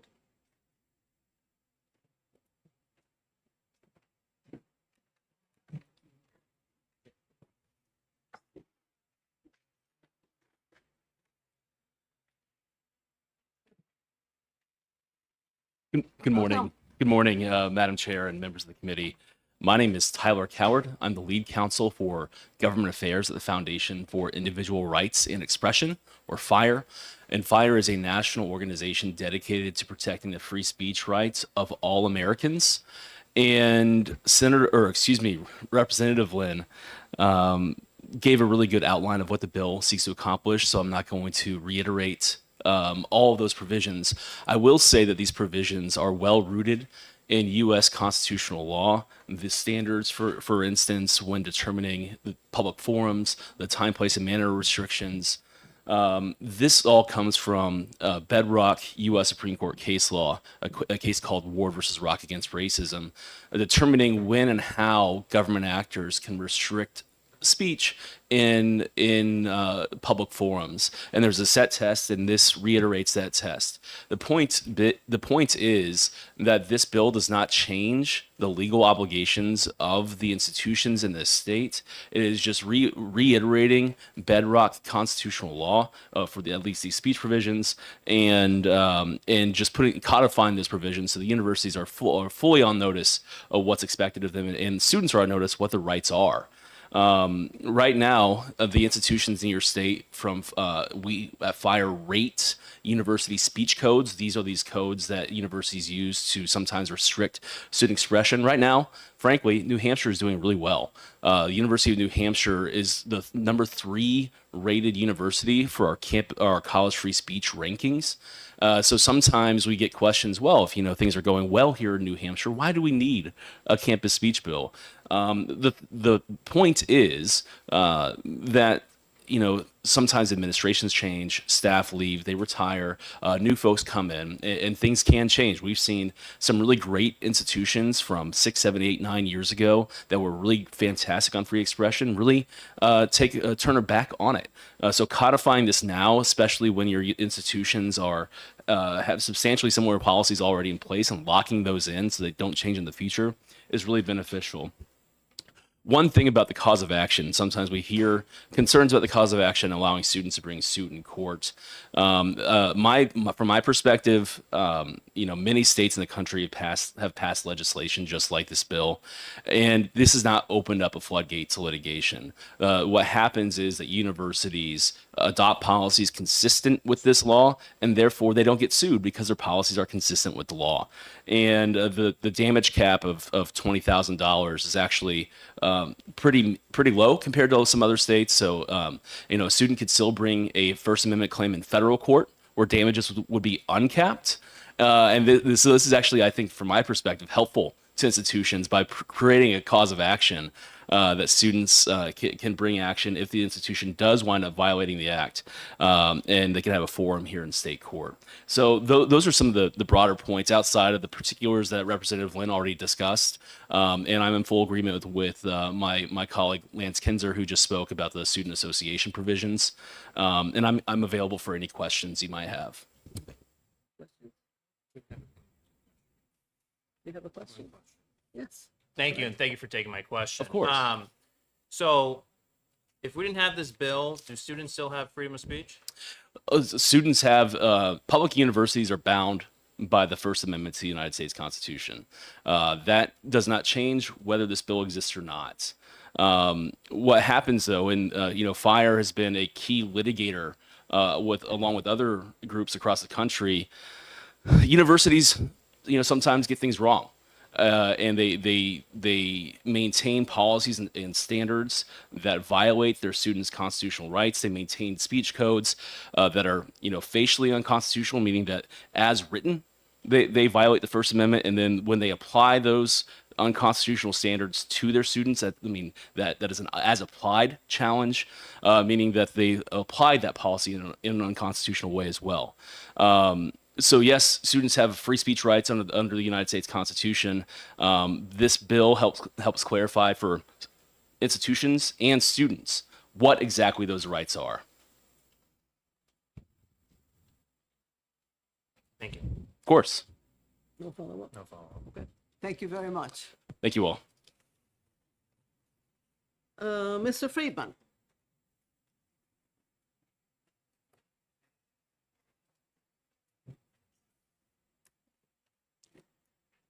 Madam Chair, committee members, Aubrey Friedman from Bridgewater. I speak in support of this bill.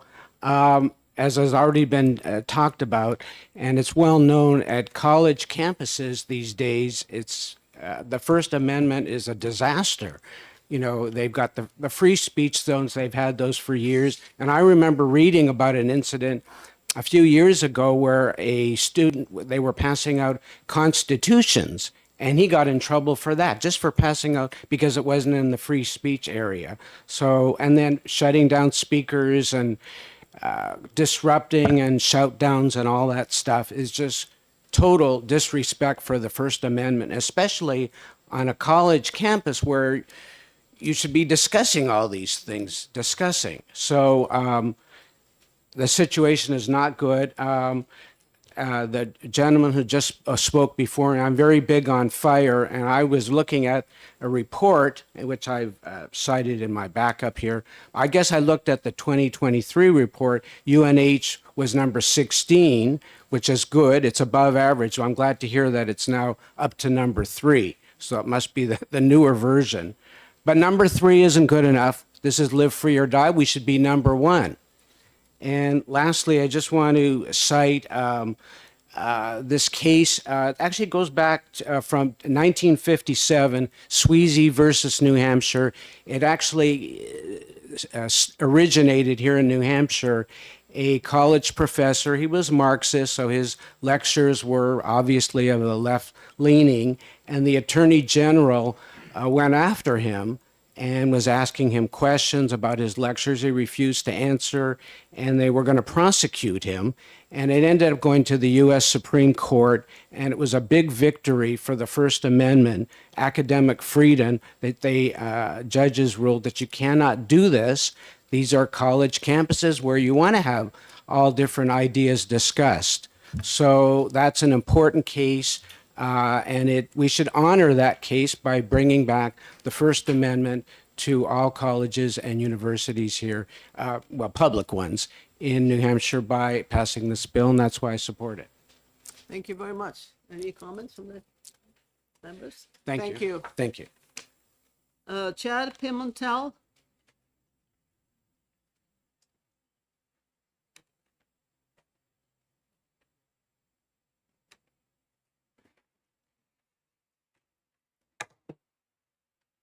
Welcome.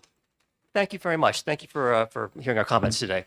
My name is Chad Pimentel. I'm the general counsel of the University System of New Hampshire. We speak today in order to share some concerns we have with the bill and to make a small number of specific suggestions for how we think the bill can be improved to remove ambiguity and preserve the university's own rights to operate in a way that is consistent with the educational best needs of its students. UNS, and I should also say that I have some supporting documents here I'll leave at the end. Excellent. Which includes some suggested, a markup that encapsulates things I'm talking about. There's also a statement from Chief Paul Dean, who's the chief of police for the University of New Hampshire. He couldn't be here today, but wanted to make sure that his views were in front of the committee as well. I think you've heard today from people who've already spoken, USNH and its institutions are committed to free speech. Both as guaranteed by the federal constitution and the constitution of the state of New Hampshire. We already have policies that are fully compliant with the requirements of the First Amendment. They, in fact, emphasize the centrality of the First Amendment to campus life. The UNH policy on outside speakers says that the central principle of the policy is that the Bill of Rights and the United States Constitution, the rights of freedom of speech and peaceful assembly must be fully protected. So we cite the Constitution itself as the starting point for our detailed policy on how speakers are to be handled. As you also heard from the gentleman from FIRE, our institutions are highly rated both on the details of their speech code, which is sort of the green light ranking that was mentioned, and also the overall climate at the campus. That number 3 rating isn't just look at the policies and procedures as I understand it. It's also based on feedback from students about how comfortable they actually feel speaking on campuses. And that is something where again, across the country, you do hear concerns about that from students on both sides of every side of the political spectrum. And we're very proud that UNH ranks highly in that regard. And we would suggest that the fact that it does rank so highly means that tinkering with something that is clearly working might not be the best idea. And I think our overall sort of concern with this is that this bill appears to be a solution in search of a problem. Representative Lynn mentioned a couple of specific potential harms that the bill is designed to address. So, for example, free speech zones. Our campuses do not use free speech zones. He mentioned the challenges of an all-comers policy. Our institutions do not have all-comers policies, nor do they plan to incorporate them. So again, it seems to us to be a solution in search of a problem. Again, my last high-level comment, then I'll get to our specific changes. A couple of the speakers have mentioned that all this bill does is restate and reiterate the principles of the First Amendment. As I look at the 3.5 odd pages of the bill, I do agree that you could, one possible reading of it, boiled down, is the single sentence, the First Amendment to the Constitution of the United States applies with full force at the campuses of public higher educational institutions. If that's all it is, though, I struggle a little bit to understand what the other 3.5 pages are needed for. Or why the bill is needed at all. And second, as an attorney, I say to myself, well, when this gets in front of a court, and it will eventually, whether there's a tidal wave of litigation or a trickle of litigation, it will. A court's going to look at it and say, why did they use all of these words if all they were trying to do was reiterate that the First Amendment as it currently exists applies in full force on our campuses? And what's going to inevitably come from that is some difference that's going to be very difficult for the university to anticipate, and that is going to cost significant time and resources from my office and from outside counsel in defending those lawsuits, when, again, there doesn't appear to be a problem that needs to be addressed. One more, so moving to sort of the specific suggestions we have to try to address some of the challenges. We have 4. They are all very short. I'll try to go in order. The first is beginning at line 11 of page 1 of the bill. The bill defines campus community. And basically this says the campus community folks have greater rights to use the space than people who are entirely unconnected. We agree with that principle, but it defines campus community to include invited guests of members of the community. As we read that, the concern is that a single student could invite 1,000 people to get on the train from Boston to turn up to Durham, and we don't believe those 1,000 people ought to necessarily be able to use our facilities in the same way that faculty, staff, and students ought to. And so we would ask that that term be stricken. My understanding of speaking to sponsor of the bill is that this notion that the campus community has special rights to use of some space at the campus is not itself controversial, but that the words matter. I'm not, again, I'll leave it to the sponsor. He may well not appreciate this particular attempt to solve it, but that's where the university system is coming from. Second, on page 2, line 35, there's a provision starting at Roman 3 that talks about the rights of outside folks to come onto campus and engage in non-commercial expressive activity. And the language that's there carves out the right of the university system to regulate that speech if it materially and substantially disrupts the university. As has been noted by other speakers, that language really does come directly out of cases in the First Amendment. We understand what that means. The challenge is that the bill also separately defines materially and substantially disrupts back on page 1 at line 13. And it defines it in an unusual and very narrow way to only mean responses to heckler's vetoes. And that would actually dramatically narrow the university's ability to regulate disruptive speech because, yes, heckler's vetoes are wrong and are not protected under the First Amendment, but also so is disrupting a nursing class. Also, so is disrupting a facilities person from doing a repair.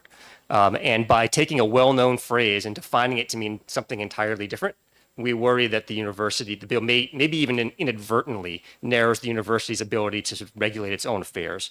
So we suggest adding the words at line 35 that protected speech does not materially and substantially disrupt permitted expressive activity. So that gets to the heckler's veto part, or the actual functioning of the public university.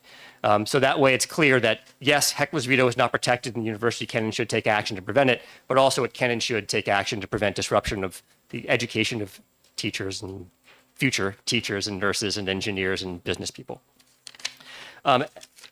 Third is at line 7 of page 3. There's a definition of harassment in the bill. Again, the bill correctly says harassing speech is not protected. It has its own definition of harassment.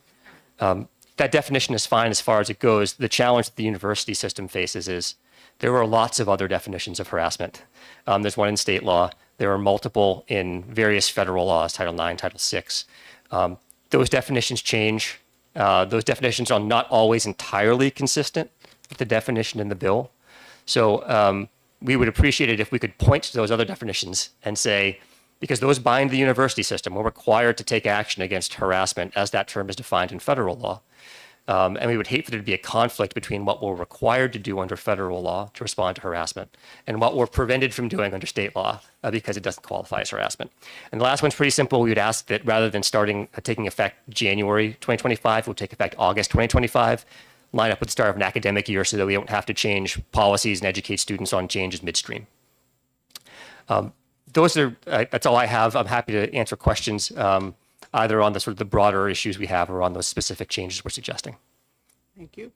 Questions? Senator Fenton. Thank you, and thank you for taking my question. So let's say we fixed all those issues you had with the bill. Would you support the bill? I think we still have the fundamental problem of what is a court going to do when interpreting these 3.5 pages. It's an unknown situation. So I think it would be difficult for us to support when the university system sincerely believes that it is currently and has for a while now been doing a very good job in these areas. If there were challenges, we could understand, but it would be difficult to support a bill that may have unforeseen consequences when there doesn't appear to be a material current problem to be solved.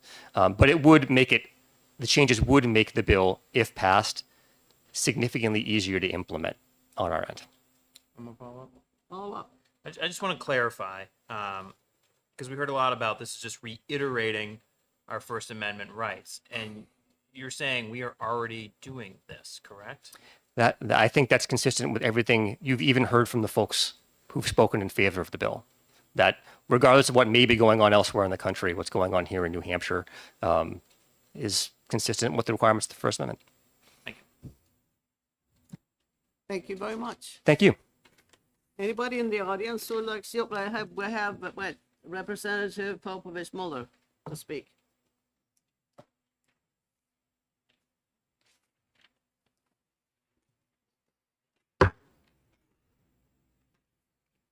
Thank you. Thank you, Chair Ward, committee members and staff. For the record, I am Daniel Popovich Muller, prime sponsor of HB 1305, representing Windham Rockingham 17. I brought this bill up in order to address ongoing rights violations that keep occurring despite the best efforts of the administration. Specific testimony to that was provided both during the 2023 and the 2024 public hearings, and by the way, during which hearings, everybody testifying supported the bill except the university representatives who stated that they agree with the principles that underlie the bill but have concerns about language. Literally, nobody opposed this bill other than the administration over concerns for the language, at least in terms of people who testified. And if anybody on the committee would like to watch the testimony of the victims, I would be happy to send you links to those particular parts of the hearings. The bill passed the House in a bipartisan 206-169 votes with 14 Democratic representatives supporting it, which is the most bipartisan support I have seen this session for a House bill that came out of the Education Committee without a recommendation. It is clearly written, non-partisan, neutral, protecting everyone's rights.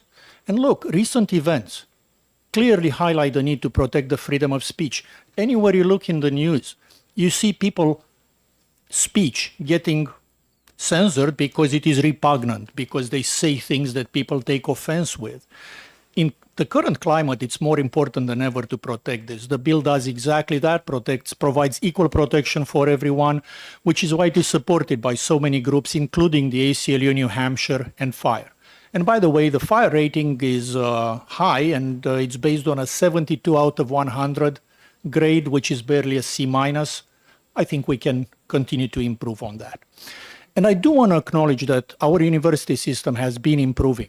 I want to commend their efforts and say that I find them absolutely laudable. But past performance is no guarantee of future results. UC Berkeley used to be the heart of the free speech movement. And today, it is common for violence to be used on the UC Berkeley campus to suppress speech of speakers they find repugnant. University of Pennsylvania went from being against free speech to being one of the top-ranked universities in the FIRE rankings, and now it's back to the bottom. Things change. We have a duty to set standards and make sure that our institutions respect free speech permanently. The legislation does that. I've been working on this for 18 months. The language has been repeatedly amended. We amended it at the request of the Education Committee. There was a drafting inconsistency. In 2023, in April, I was asked to table the bill to address concerns from the university system over the financial exposure. I added that language when the bill was filed for 2024. In the 2024 public hearings, we received testimony from Sean Locke, the director of the AG's Office of Civil Rights, who pointed to a conflict with other laws. I met with him, took the language that he suggested, made it into amendment, amended the bill accordingly. The amendment got adopted by the Education Committee and then by the House. I have their confirmation in writing that the current language of the bill raises no concerns with them, which together with the support of ACLU and FIRE should put to rest any claims that this bill would encourage concerns about illegal discrimination they may rise or any other conflicts with existing laws. In regards to an earlier question on denying membership to people who do not meet the requirements to meet an association, I want to remind you that UNH is rejecting people who want to join UNH. Sports teams reject most people who apply. Last time I've checked the UNH team, I don't think they allow people who look like me to play nose tackle or center on the basketball team. Actually, the Senate is rejecting everyone in the state except 24 members, just like the House does for everybody in the state but for 100 members. Employers reject unqualified job applicants.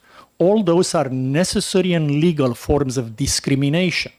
No association can function if they are not allowed to select members that are interested in furthering the goals of that association. Also, without this bill, the rights of the community, campus community members could be affected by the implementation of free speech zones, which essentially is another way of saying I'm gonna take your rights away from most of the campus except, behind the porta potty, in the forest.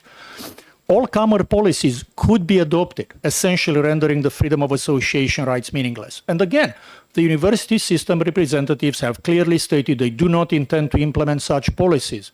But administration change. Political pressure may be applied. Future restrictions may be coming. This bill would protect all members of the campus community from such possible infringements, and very importantly, would insulate the administration from political pressure. We do not want universities to be controlled by whichever majority is in the Senate or in the governor's office or in the House. We need to make them neutral. They shouldn't take positions. They should encourage everybody's free speech, allow freedom of association. I also submitted a floor amendment that addressed other concerns the university system raised, including clarifying language around the campus community part that we were talking about earlier. Any disruptions to campus operations are already addressed in the reasonable time, place, and manner restrictions language, which is all over the bill, again, at the request of the university system. This bill is ready for adoption. All suggestions were listened to, and frankly, all reasonable suggestions were addressed. I would appreciate it if you would support moving this bill forward to the Senate floor in its current form. Thank you, and I would be happy to take any questions. Thank you. Questions from the committee members that are still here? No questions for you, and thank you. Thank you. Thank you very much. For maybe Mr. Kinzer and Attorney Howard, I don't want to put them on the spot, but you were just hearing these changes, maybe thoughts on them? The changes to the amendment? I would just say the changes that were recommended by the university. I'm sorry. The changes that were recommended by the university system don't actually impact the student association portion of the bill that I was speaking to. So I have some thoughts about the other changes and reasons I don't think they're necessary, but frankly, I think that Tyler might be better able to speak to those than I can, but none of them impacted the association piece. Okay, I did not mark the bill up in real time, so I'm going off of memory. The first being about campus community, including their invited guests. It's been a real problem at institutions where student groups invite an outside speaker to come to campus. The university either denies access to funds, denies a forum, or something like that. So that's what that invited guest provision is meant to address. This rise since 2014 of deplatforming attempts, both from students and from administrative efforts to go after those. Second, excellent. Thank you for doing that. Oh, cool. Thank you. The next one, I disagree with the university's understanding of Section 3. It starts off saying subject to reasonable time, place, and manner restrictions. He mentioned, well, what if they interrupt a nursing class? That's all covered by reasonable time, place, and manner restrictions. Time, place, and manner means time, when it's happening, place, where it's happening, and manner. So a restriction on the use of amplified sound outside of the dorm at 2 a.m. satisfies a reasonable content and viewpoint neutral time, place, and manner restriction. So I don't think I agree with the rationale there. The Section C, I mean, I don't know that this is all. I also don't know, or excuse me, on page 3, line 7. The gentleman is correct that there are varying standards. An earlier version of this law or of this bill articulated a standard from a United States Supreme Court case called Davis versus Monroe County Board of Education, and that bill for maybe Representative Popovici Mueller could maybe articulate the compromise that was reached there. I wasn't involved in those conversations to define it according to some sort of statute you have on the books here in New Hampshire. The thing is, says nothing in this section shall be interpreted as preventing institutions from being able to do this. This is sort of like, okay, we understand we're reiterating these obligations that you have to protect speech rights under the First Amendment and reiterating some of this case law. This section says nothing in this section means you can't take action against criminal action, harassment. Yeah, I mean, you don't have to make this change. It is not fully necessary. Universities are still able to maintain policies consistent with state or federal law. You know, when there's a conflict, generally federal law triumphs when there is that conflict. So I don't see that as fully necessary as well. And this act shall take effect on August 1st. Or he changed it from January 1st to August 1st. I don't know what New Hampshire state procedures are for adopting new legislation. I will say it's just as easy of them, if this were to take effect on January 1, it's just as easy as for them to update their codes for August 1 of this year. So they would be 6 months or 4 or 5 months in advance of this law taking effect, but their policies will already be could already be implemented before it. So I don't know that there's a huge problem there either. So I guess my overall point is I don't know that any of the changes are necessary. There's obviously a disagreement between fire and the university system about what this bill does. When I mentioned earlier, for instance, about the litigation happening, I think in the 20-something states that have passed legislation similar to this, there were like 4 or 5 lawsuits across the country citing one of these. So to say, well, there would not be an avalanche, there might be a trickle of litigation. Maybe you might get one if you're one of those states that gets one, but no, it's not going to be this massive burden for the general counsel's office or outside counsel if they have to hire it. And there was one other comment that we talked about how things change over time. A couple years ago, the University of New Hampshire maintained a policy, and it was for a couple of years, that if a student wanted to distribute literature on campus, it had to get the approval of the campus police chief in order for them to be able to distribute literature on campus. Now that policy is gone now. It took a while for it to get revised, and as I mentioned earlier, the UNH and some of the other institutions here, the written policies are substantially better. But this was not that long ago that this blatantly unconstitutional policy was on the books and enforced against students. So reiterating in state law, codifying this now, there is a reason why states are doing this. Even if the institutions are behaving very well right now, it does not necessarily mean they will behave well in the future. And FIRE's cases and records of tracking these things bears that out. Thank you very much. Appreciate it. Thank you. Thank you for your time. Anybody else? Kathy Provencher, you want to speak?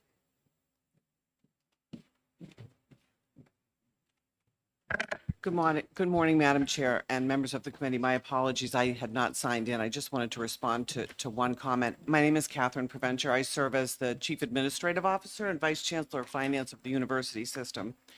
And I just want to, one comment on the deletion of invited guests.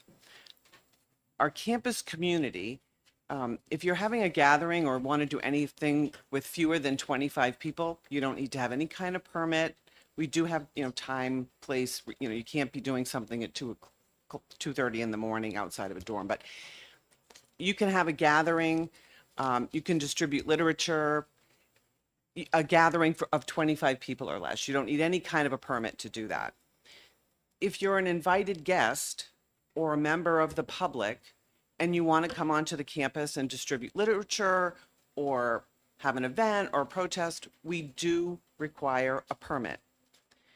In 2023, UNH approved 201 out of 202 permits. The 202 had to do with a vendor that wanted to have a flag in the Whittemore. So I would say we have a process, and we would like invited guests on our campus to seek a permit if they want to distribute literature, have an event, have a protest, have a speaker, and those permits are not denied.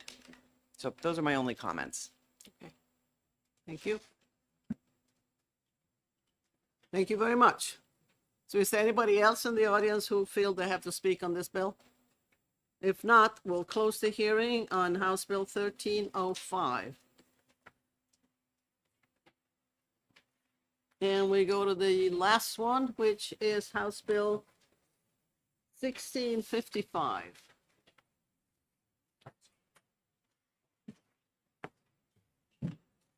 Does the prime sponsor want to introduce the bill?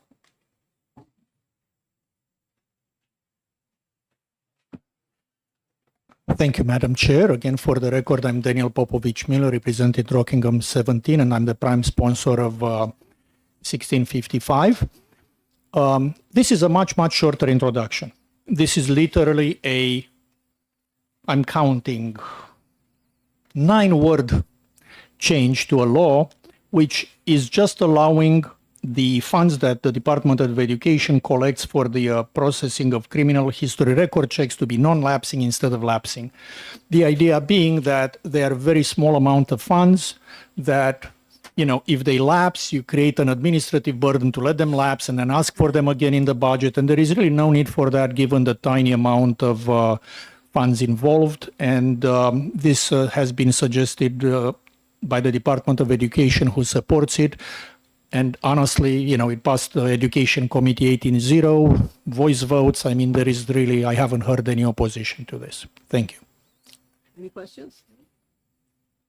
We have no questions. Thank you. Mr. Appleby.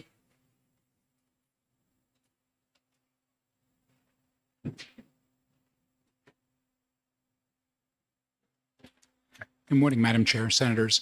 Steve Appleby, Director, Department of Education. We had requested this bill at the advice of the Department of Administrative Services.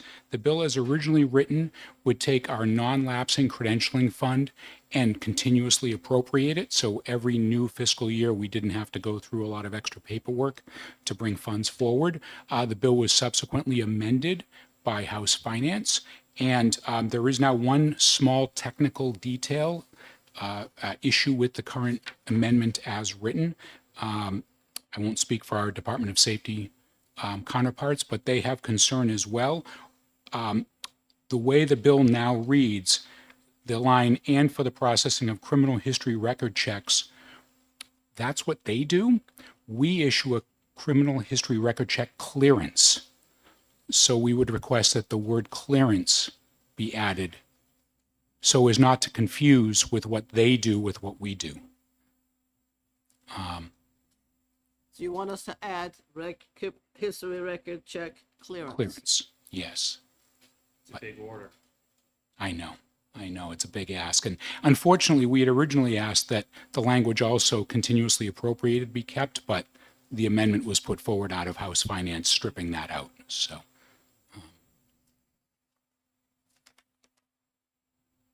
but the fund does exist currently. It is currently non-lapsing. This was merely an accounting, as the sponsor mentioned, situation. So, That's it. okay. Thank you very much. Thank you very much. Thank you. Anybody else out here wants to say something? Seeing none, that closes the hearing, the education hearing on these House bills. Thank you for coming.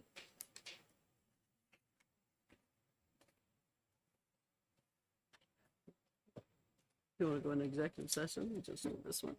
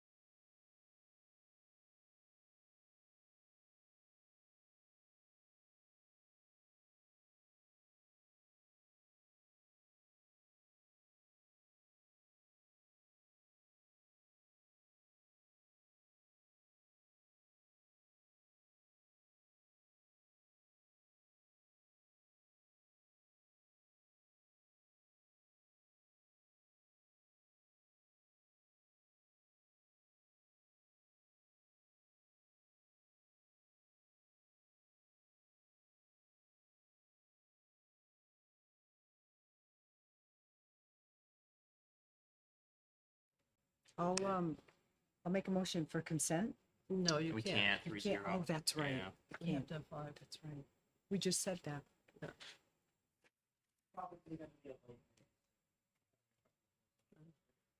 You think Thursday's gonna be like that? Oh. 10:15. I think we can do 10:15 Yes, as well. with amendments. And Fenton will take it out. Okay, so that's 3-0. Okay, so there was another one, I think. That was like, I think we could do 10:15, the very first bill we heard. 10:15, is that the first one? Yeah, 10:15. Well, there was a back to phonics, to go back to the teaching the kids. Of changing the language and the,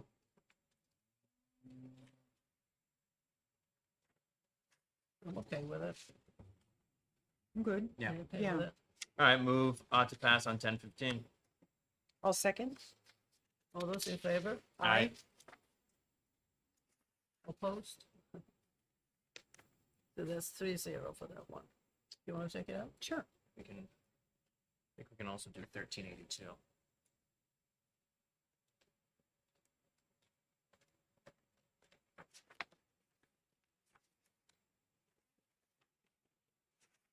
Chair. Which one did you say? 1382, the waiving fees for the military members. Oh, yeah. Oh, that, yeah. I make a motion that we, it's ought to pass on House Bill 1382 FN. Second. All those in favor? Aye. You want to take it out, Carrie? Sure. So that says we have 3 that are out. I think the rest we're going to have some. Yeah, the others we have to discuss in further detail. So have out to pass and 3-0, and who was going to take it out? Carrie. Carrie said take it out.